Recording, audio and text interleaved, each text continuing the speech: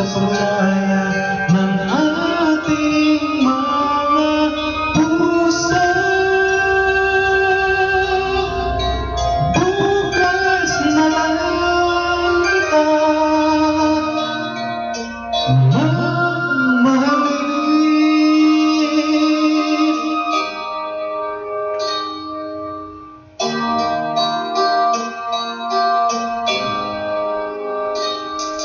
kita hirap pala ibigin sa digmang panahon, kung bakit ngayon lang natagpuan ang isang katulad mo. Sana noon pa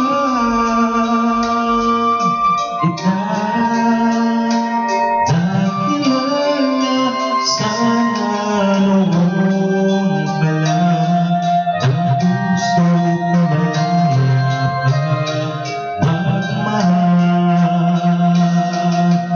Bukas na lang kita mamahalin, sabay sa paglaya ng